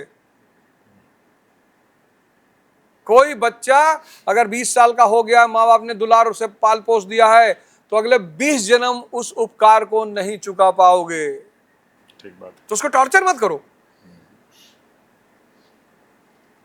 तो प्रायोरिटी, पहली प्राथमिकता ही जीवन में होनी चाहिए। दूसरा, तीसरा प्लानिंग। बिना प्लानिंग के सिर्फ मजदूर जीता है, राजा बिना प्लानिंग के कैसे जिएगा? और चौथा व्यक्तित्व। ध्यान करिए, योग करिए, भगवान शंकर जी की प्रतिमा लगाइए अपने घर में। इसीलिए मूर्ति पूजा बनी थी कि आराध्य को सामने रखकर उद्देश्य याद रखेंगे। यही है धर्म। इसीलिए हिंदू मूर्ति पूजा करता था, आराध्य को सामने रखकर। शंकर जी की मूर्ति लगा भांग खा रहे हैं, ऊपर से कह रहे हैं शंकरो जी तो खाते हैं, सार मौसा लागे में तोरे साथे खाए हैं कब्बो। नीलकंठ पे चढ़ के भोला पी गए 3 बाल्टी भांग, और भोला नू मटके, और भोला न्यू मटके। तो भोला जैसे हो जाओगे। रावण पैर छूता है, तुम्हारा कुत्ता गली का पैर नहीं छूता। तुम्हें देख लेते, दौड़ा लेते, तू भागत हो यार बार। शंकर जी बनो तो पूरी तरह बनो। जब शंकर जी बनना है तो पूरी तरह बनो ना, कि रावण जैसा व्यक्तित्व आके तुम्हारा पैर छुए कि पापा पाए लगी। डर रहे हो कुत्ते से और अपना कंपैरिजन कर रहे हो भगवान शंकर से। गजब। इसीलिए हम मूर्ति पूजा करते थे। आराध्य को सामने रखकर उद्देश्य का पालन करना है कि अगर शंकर हनुमान जी की मूर्ति घर में है मतलब ध्यान करना है, हृदय में राम और सीता बसने चाहिए। अगर शंकर जी की मूर्ति घर में है तो योग और ध्यान जीवन का अहम हिस्सा होगा। अगर राम जी की मूर्ति घर में है तो त्याग और तपस्या जीवन का सिद्धांत होगा। क्या बात। मूर्ति के सामने जाके कह रहे हो कि शादी करा दो, लड़की भगवान गोरी हो तो भगवान का बस नहीं चलता, नहीं 5-6 मुक्का मारे तुम्हें निकल के बाहर। कितना दिमाग दिए, शरीर दिए, उसको भी यूज कर ले जाहिल। ये दिए हैं भाई, शास्त्री जी यूज किए ना, प्रधानमंत्री बन गए। मोदी जी यूज किए, प्रधानमंत्री बन गए। मोदी जी से मेरा व्यक्तिगत भले ही कोई बात हो, मतलब कोई उनकी नीतिगत कोई भी भले मैं उनका विरोध कर दूं, व्यक्तिगत मैं उनको बहुत मानता हूँ। कई लोग हमसे कहे कि अरे मोदी का तारीफ करत हो, राज्यसभा जाना है तुमको, वो तो मैं वैसे भी जाऊंगा। क्या बात है सर। मैं मोदी जी की तारीफ करूं चाहे ना करूं, वो तो मैं वैसे भी जाऊंगा। दरवाजे खुले हैं। लेकिन मोदी जी मुझे इसलिए अच्छे लगते हैं क्योंकि मैं सलाम करता हूं उस मानसिकता को जो इतने सामान्य परिवार से आकर और भारत का 3री बार प्रधानमंत्री, क्या जज्बा होगा, क्या मन होगा। पूरा भारत ट्रोल करता है उनको, मेलोनी मेलोनी मेलोनी। मस्त है मोदी जी, लाल किले पे चढ़ के भाषण दे रहे हैं। वो अदा मुझे बहुत अच्छी लगती है। पूरा देश ट्रोल कर रहा है, वो मेलोडी खिला रहे। वो जो उनकी अदा है ना, वो मुझे अदा बहुत अच्छी लगती है। कभी मैं उनसे मिला अगर, हालांकि मेरी इच्छा नहीं है, लेकिन अगर मैं मिला तो मैं उनसे कहूंगा कि सर सलाम है सर आपकी अदा को। सर जो आप ऐसे गमछा लहराते हो, हमको नकल करते हो, हमको बहुत गौर से देखते हो। क्या कह रहा है ओझा, क्या कर रहा है, क्योंकि मैं देखता हूँ ना जो मैं करता हूँ उसको 3 महीने बाद वो भी करते हैं। मैं गमछा पहना होगा, बिहार में गमछा हिला दिया। मैंने एक वीडियो में कहा मखाना खाना चाहिए, मखाना माला पहन ली। मैंने कहा कट्टा हो गए गाना गा है बिहार में कि सटा के कट्टा छाती पे मार देंगे गोली। तो उनको लगता है कि ठीक है मास्टर है, हो सकता है कोई। जो बड़े लोग होते हैं, महान लोग होते हैं, वो सबसे सीखते हैं, उनके लिए छोटे बड़े का भाव नहीं होता है। ठीक बात है। आपने सर दिल्ली विधानसभा के चुनाव में एक बार ये भी कहा था कि मोदी जी आपको हराने के लिए आपके प्रतिद्वंदी के पैर छू लिए। जानते हैं ना कि जो आदमी इतना बोल रहा है, हाँ। भाई अभी मुझे पंजाने ने बुलाया जी, आरएसएस का मुखपत्र है। हाँ। तो उन लोगों ने मुझे बुलाया। कितनी बड़ी बात है कि पंजान ने मुझे बुलाया और बहुत सम्मान दिया, बात की। लोग पूरे भारत में बड़े टेंशन में आ गए कि अब ओझा बीजेपी में जा रहे हैं। 10-20-50 मैसेज आ गया, बीजेपी ज्वाइन कर लिए क्या? हमने कर ले क्या, तुम कहो तो कर ले। मोदी जी कह रहे हैं कि अगला लोकसभा में जहां कहोगे सीट दे देंगे, और नहीं तो कहो बिना सीट दिए ही शिक्षा मंत्री बना दे, धर्मेंद्र प्रधान जी जा ही रहे। जब तुम मर ही रहे हो तो कायदे से मरो। ठीक बात। भाई कोई आदमी आपको वार्ता के लिए बुला रहा है, बातचीत, तो संवाद तो सबसे होगा ना। हम सब एक दूसरे के दुश्मन थोड़ी हैं। किसी को करेला पसंद है, किसी को लौकी पसंद है, किसी को अरुई पसंद है, पर कोई दुश्मन थोड़ी है। ठीक बात। भाई जिस तरह पंजान ने मुझे बुलाया, ऐसे ये जो लेफ्ट की पार्टियां हैं, ये भी किसी भाजपा के प्रवक्ता को अपने मंच पे बुलाएं। सही बात। उन्होंने मुझे बुलाया, कहा हमने आपको बुलाया, एक आपने चूंकि राजनीति से संन्यास ले लिया तो एक शिक्षक के रूप में हमने आपको यहाँ बुलाया। तो कितनी बड़ी बात। अच्छा सर, राजनीति से संन्यास की जो बात है, जो आपका थोड़ा सा राजनीति पे चर्चा करके आखिरी इसका सेगमेंट हम पॉडकास्ट का करते हैं कि आपने बोला कि राजनीति से मैं संन्यास ले रहा हूँ। 1 साल के अंदर ये निर्णय आपने लिया। राजनीति के जब बाहर आप थे, आप गए, आपने चुनाव भी लड़ा, उसके बाद 1 साल बाद आपने कहा कि मैं संन्यास ले रहा हूँ। तो ऐसा क्या था जो बाहर से नहीं दिख रहा था, अंदर जाकर के आपको एहसास हुआ कि संन्यास लेना चाहिए, इसमें अर्थ नहीं है? नहीं, उसकी वजह ये थी कि जब मैं अंदर गया जी, तो मुझे वास्तविक जो स्थिति है, हमारी देश की जो जनता है, वो जानती ही नहीं कि प्रजातंत्र क्या है। नेता का पैर छू रही, विधायक जी आ गए, विधायक जी आ गए, मंत्री जी आ गए, मंत्री जी पान खा रहे, ऐसे हाथ करके खड़े हो, भैया यहीं थूक दीजिए। हम फेंक देंगे। हमें लगा अरे बाप रे बाप, जनता इलेक्शन के टाइम पे ऐठी रहती है कि पैर ना छुओ तो जाओ कहां। यही सब दिखा के ये जो शातिर वर्ग है, ये जाके जनता का पैर छू लेता है। पिताजी का छू लिया, माता जी का छू लिया, बहन का छू लिया, भाई का छू लिया, घर में बकरी बंधी गए उसके भी छू लिए। अब वो जनता बहुत खुश, कह रहे हमारे बकरी पांव छू के गए भाई। भैया डिफेंडर से आया रहा, अब बकरी पांव छू के गए। 4 डिफेंडर से आया रहा भैया, और बकरी के पैर छू के गए, क्योंकि तुमको बकरा बनाना है। ठीक बात है। तो मुझे लगा नहीं, अभी दूसरे फ्रंट पे काम करना है, ये ठीक नहीं है। ये ठीक नहीं है। तो फिर प्रभु की आशा, मतलब प्रभु इच्छा थी, मैंने कहा प्रभु इच्छा बलवान। टिकट मिला तो मैं अपने गुरु जी के पास गया, अलगानंद महाराज जी के पास। हमने कहा आशीर्वाद ले, नेपाल घर में थे। कहे हार जा बा। अच्छा, पहले ही? हाँ, अरे मैंने कहा महाराज हारे या जीते, चुनाव तो लड़ना है ना। युद्ध नहीं जिनके जीवन में वो भी बड़े अभागे होंगे। या तो प्रण को तोड़ा होगा या फिर रण से भागे। और हम क्लर्क के बेटे, हमें खोने, हम कौन सा मुगल फैमिली से हैं कि खानदान का बेइज्जती हो जाएगा। हम तो गलत करें या सही करें, वैल्यू एडिशन होता रहेगा। ठीक बात है। और अच्छा, उस समय आपके विचार जो केजरीवाल जी को लेकर के थे, आज भी वैसे ही हैं या कुछ मैं बदले? बहुत सम्मान करता हूं उनका। नहीं, उस समय जैसे आपने कुछ ऐसे भी उनको उपमाएं दी। नहीं, जैसे वो मेरे कहते हैं, मैंने कृष्ण बोल दिया कृष्ण था। है वो। हाँ, तो मैंने कहा कौरव दूसरी तरफ है। जो आदमी इतनी विषमताओं से लड़ रहा है। लेकिन अरविंद केजरीवाल एक बहुत ही पढ़े लिखे व्यक्ति है जी। मैं, अब तो कोई राजनीतिक मुद्दा है नहीं, मैं उनके साथ बैठा, और मजेदार बात यह है कि हम बैठते थे लंबे लंबे समय तक, बातें होती थी विज्ञान पे और हिस्ट्री पे, और मजा आता था।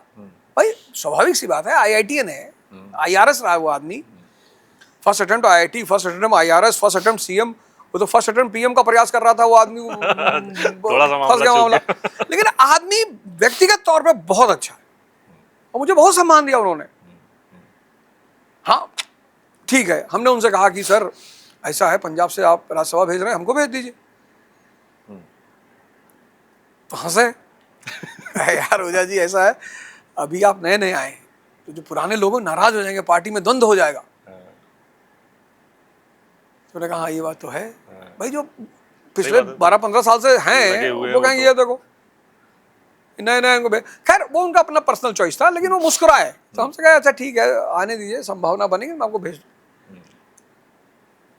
जब मैं पार्टी राजनीति संन्यास लिया तब भी उन्होंने मुझे फोन किया कि क्या बात हो गई, नाराज हो गए क्या यार। मैंने कहा नहीं सर, कैसी बातें कर रहे हो। उनको लगा कि ऐसा ना हो कि राज्यसभा नहीं दिए तो आदमी पार्टी छोड़ रहा है। हाँ, इस वजह से और फिर हमें जाके बाहर उल्टा सीधा ना बोले। लगा ऐसा नहीं, जिस व्यक्ति ने आपको इतना सम्मान दिया है, ठीक बात, प्रेम किया है, ठीक है। तो मैंने उनसे कहा सर ऐसी बात नहीं है, आप ये मत सोचे कि मैं, और मैं जहां भी जिस मंच पे जाता हूँ, मैं पांजान के मंच पे भी गया, वहां मैंने कहा देखो केजरीवाल के खिलाफ कुछ नहीं बोलेंगे। हाँ, लोग अगर आप ये सोच के मुझे बुलाए हो कि मैं अरविंद केजरीवाल को कुछ बोलूंगा, तो मैं नहीं बोलूंगा। वो आपका व्यक्तिगत मसला है, आपका राजनीतिक मुद्दा है, आप जाने। ठीक बात है। लोग संबंध विच्छेद होने के बाद ना, वो संबंध में जो अच्छे मोमेंट्स थे वो भूल जाते हैं। हाँ, अक्सर लोग राजनीति में ऐसा करते हुए दिखते हैं। मैंने कहा ना, ये अगर आप इसलिए बुलाए तो मैं नहीं करूंगा।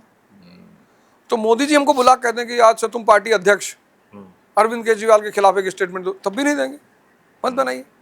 क्योंकि जो आदमी आपके साथ अच्छा व्यवहार किया है, ठीक बात है, उसने क्या, मैं किसी से पूछता थोड़ी था। मैं मिलने जाता था, 5 तुगलक रोड पे रहते थे, मैं पहुंचता था तुरंत, अरे भैया वो सब जाके बता देते कि भाई ओझा सर आए तुरंत। तो जो आदमी का मन, तो मैंने, हाँ एक बार मैंने उनसे पूछा, मैंने कहा इतने बड़े लोग बाहर बैठे रहते हैं, कोई शिक्षक से बड़ा कोई नहीं होता, कितनी बड़ी बात। लेकिन जैसे व्यक्तिगत रूप से आप उनको जानते हैं, तो जो ये सब आरोप लगते हैं, आपको क्या लगता है कि इसमें कुछ है सच्चाई या फिर सिर्फ ये राजनीतिक कलाबाजियां ही हैं? नहीं, हम तो कहते हैं कि जिस तरह से उस आदमी ने दिल्ली में शिक्षा फ्री की थी, स्वास्थ्य फ्री किया था, आप भी कर दो। चलो बहुत बुरा आदमी, बहुत बुरा। नहीं तो शिक्षा और स्वास्थ्य तो सरकारी अस्पतालों में तो फ्री है, सरकारी स्कूलों में। सुविधा कहाँ है? जहाँ स्कूल है वहाँ टीचर नहीं है। सर ये तो हम जैसे उत्तर प्रदेश, बिहार, ये ऐसे राज्यों की बात कर सकते हैं। दिल्ली तो राजधानी है, वहाँ तो हमेशा से ही सुविधाएं रही हैं। नहीं रही। अच्छा, नहीं रही है, स्कूल की बिल्डिंगें नहीं रही हैं। यही चीज तो मैं जाके देखा। अच्छा। भाई मैं जब पार्टी ज्वाइन किया तो सिसोदिया जी आए, जी। बोले ओझा जी आपको अपना स्कूल दिखाता हूँ। मैंने कहा चलिए सर। गए, अरे मैं तो दंग रह गया। इंफ्रास्ट्रक्चर, स्कूल, बच्चे अंग्रेजी जर्मन बोलते हुए बच्चे, मुझे यार क्या। अब ठीक है, अब मैं मान लिया कि सिसोदिया बुरा है, केजरीवाल बुरा है, सब राक्षस हैं, लेकिन भला तो कर रहे हैं देश का। बाकी राजनीति में सब चलता रहता है, आप उनकी बुराई करोगे वो आपकी बुराई करेंगे। अब हमसे कोई कहते हैं मोदी जी की बुराई कर दो, क्यों करें? ऐसा थोड़ी कि मैं केजरीवाल की नहीं करूंगा तो मैं मोदी जी की करूंगा, बिल्कुल नहीं करूंगा। मैं व्यक्तिगत तौर पर नरेंद्र मोदी जी की बुराई कभी नहीं कर सकता। हमसे केजरीवाल कहते हैं या राहुल गांधी हमसे कहते हैं कि आपको मैं कांग्रेस का अध्यक्ष राज्यसभा भेज देता हूँ, आप मोदी जी को उल्ट गाली दो, मैं कभी नहीं दूंगा। ये राजनीति थोड़ी है, किसी को गाली देना, किसी की बेइज्जती करना, ये सब राजनीति थोड़ी है। भाई अटल जी कहते थे सरकार आती जाती रहेंगी, देश रहना चाहिए। देश रहना चाहिए। तो कितनी बड़ी बात है। तो ठीक है अपना। आपने जब संन्यास लिया तो काफी लोग आहत हुए होंगे इस चीज को लेकर के कि एक अच्छा व्यक्ति, एक अच्छी विचारधारा वाला व्यक्ति। अरे मेरी बेटी ने मुझे फोन किया, संन्यास क्यों घोषित कर दिया? हाँ मेरी बेटी ने, पापा ये क्या कर रहे हो? नहीं पापा, आप राजनीति से अब संन्यास नहीं लोगे। तो मैंने कहा बेटा तुम आओ, घर आओ तो मैं बताता हूँ, बात करेंगे। तो अगर तुमको फिर भी अच्छा नहीं लगेगा तो मैं तोड़ दूंगा। तो वही तो मैंने उसे बताया ये बात। हाँ बोली ठीक है, समझ गया, कोई नहीं पापा। जीवन है, उसमें कभी भी कोई भी मार्ग, आप कोई पुल तोड़ने वाले पे विश्वास नहीं रखते। आपका जीवन अगर दूसरों से प्रभावित है कि फलाने कह दिए कि यार तिवारी करिया शर्ट पहने हैं, डाकू लागत है, हम उतार के फेंक दी और तू शर्ट उतार के फाड़ फेंक दियो, तो हर जिंदगी का है, खत्म है। फिर कहें तो यार बनियाइन में कहा फाड़ दो, तो तू नंगा हो जा वो। इसलिए कृष्ण की सुननी है, विदुर की सुननी है, वशिष्ठ की सुननी है, वाल्मीकि की सुननी है, स्वामी रामदेव जी की सुननी है, आचार्य बालकृष्ण जी की सुननी है, शकुनी की नहीं सुननी है, सबकी नहीं सुननी। ठीक बात। चुनना पड़ेगा कि किसको सुनना किसकी किसको है और किसके नहीं सुननी है। हाँ। बहुत जरूरी बात है सर। भाई मैं आचार्य जी से मिला, बालकृष्ण जी से। आचार्य जी तो वो भाई टीवी पे तो वो वही बताते रहते हैं, ये नीम का पत्ता, ये गिलोय का पत्ता। मैं उनसे मिला, इतिहास कितने अच्छे ज्ञाता। अरे अभी तो किताब उनकी भी आने वाली है, वो संबल वाली थी उन्होंने मुझे। हाँ। और किताब, और एक दिन तो बैठ गए भाई। मैं तो कहता हूँ कि इस देश के जो अच्छे अच्छे इतिहास के विद्वान हैं, स्वामी जी एक झटके में धाराशाही कर देंगे। आचार्य जी ना बड़े अच्छा, वो इस तरह से सिंपल रहते हैं, क्योंकि वो थोड़ा सा हंसमुख है, बोलते रहते हैं, हंसते रहते हैं, तो देखने से लगता है कि भाई ठीक है, आयुर्वेदाचार्य है। एक धारणा जो हमारे मन में करके बनती है। उनके साथ कोई आदमी बैठ जाए, अच्छा वो ज्ञान को प्रदर्शित नहीं करते, हंसते ही बात करते हैं। हाँ। ऐसा नहीं कि वो प्रदर्शित करते हैं, आपसे सवाल पूछेंगे, ना ना ना ना ना ना, ऐसा ये सब कुछ नहीं करते।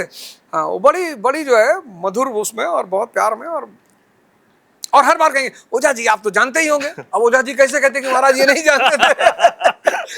उनकी सबसे शानदार बात यही कि हाँ ये तो पता ही होगा। हाँ आपको तो पता होगा, आप तो हमसे बड़े विद्वान हैं। कितनी बड़ी बात है ये। सही बात है सर, बड़ा आदमी वही है कि किसी को छोटा महसूस एग्जैक्टली। भाई एक दो बात उन्होंने कही जो मुझे वाकई में नहीं पता थी जी। जैसे उन्होंने एक बात कही कि मानो इतिहास का मैं साक्ष्य दे रहा हूँ 28 लाख साल पहले का, हाँ। आपको तो पता होगा। हम कुछ बोले ही नहीं। उन्होंने कहा भैया हम कैसे बोल रहे, हमने कहा अभी हम बोल देंगे फंस जाएंगे तुरंत। नहीं नहीं आप तो विद्वान आदमी, तुरंत कवर उन्होंने तुरंत। ये है श्रेष्ठता की निशानी, ठीक बात है। ये है बड़प्पन, ये है विशालता, विराट। वो नाहक में ये इतनी ऊंचाई पे सब नहीं पहुंचे, उसके पीछे एक बड़ा। राम से मिलने के बाद केवट को भी छोटा महसूस ना हो, निषाद को भी ना हो, यही रामत्व है। बिल्कुल यही रामत्व है, यही रामत्व। सर तो बहुत अच्छा लगा सर आपसे बात करके, और मुझे लगता है कि पॉडकास्ट की जो मेरी एक्सपीरियंसेस हैं अब तक के, उसमें से सबसे बेहतरीन 1-1.5 घंटे मेरे बीते हैं सर।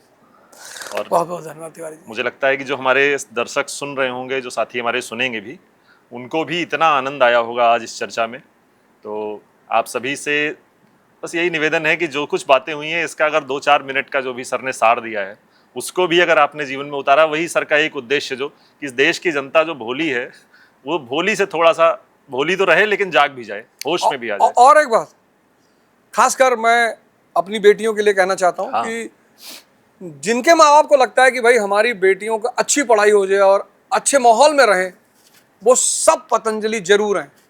बच्चे तो चलो जिद भी कर लेंगे कि नहीं साहब हम वहां जाएंगे, और बच्चे मतलब लड़के लड़कियां दोनों, अगर कहीं भी तैयारी में 1% भी दिल्ली से कमी दिखाई पड़ेगी तो मैं आपको पैसा रिफंड कर दूंगा।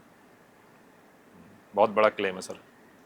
आप अपने बच्चों को यहां लाके डालिए, पढ़ाइए, अगर कहीं भी तैयारी कमी, आपके बेटी ने कह दिया, आपके बेटे ने कह दिया पापा दिल्ली में तो और अच्छा पढ़ा रहे हैं, मैं उसी दिन आपके बच्चे का पैसा वापस कर दूंगा, ले जाइए।